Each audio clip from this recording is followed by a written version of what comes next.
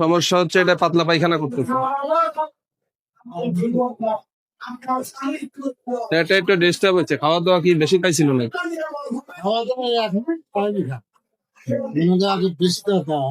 স্বাভাবিক নিয়মে, কিন্তু আপনাদের যে ইয়েটা হয়েছে পায়খানা অনেক বেশি পাতলা ছড়িয়ে পড়তেছে। এটা কবে থেকে হয়েছে? দুধ কেমন দিচ্ছে এটা? কেমন দুধ দেয়? না এখন তো না, কিন্তু ইয়ে গত বিয়ানে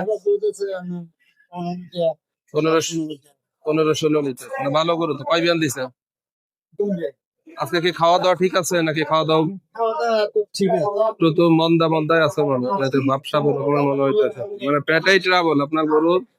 এই যে যেটা ইয়ে আসতেছে, এইটা এই ভাবটা ইয়ে আছে, সমস্যা নেই, আমরা ইয়ে দেখতেছি। আসসালামু আলাইকুম। হাসান ভালোই।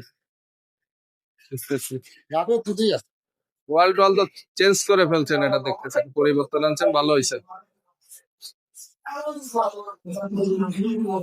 একটু তাপ মাপা লাগবে, একটু তাপ মাপা। ফয়সাল তাপ দাম কিনছি 80,000 টাকা করছি এভারেজ।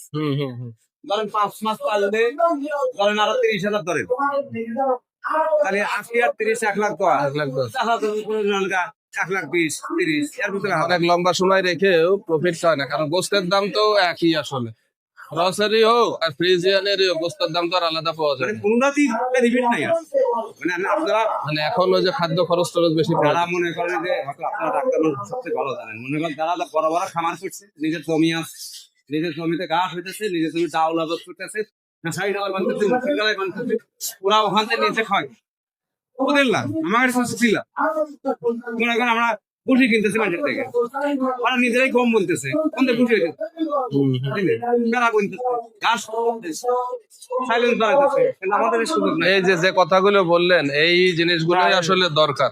হ্যাঁ, যে নিজেরা সাইলেজ বানাইতেছে, নিজেরা ঘাস চাষ করতেছে, নিজেদের আছে, এই ব্যাক সাপোর্ট না থাকলে খামার আসলে বড় খামার থেকে সুবিধা রাখা কঠিন।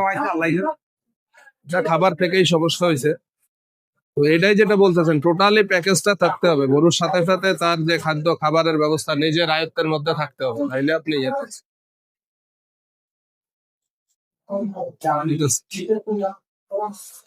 তারপরেও তো আপনি একটা পুরনো খামারি একজন, দীর্ঘদিনের অভিজ্ঞতা আছে আপনারা, তারপরেও যে একটা আপনি যে কথাগুলো বলেন, এই কথাগুলো কিন্তু সঠিক আসলে। আমরা তো বাইরের খাদ্য খাই,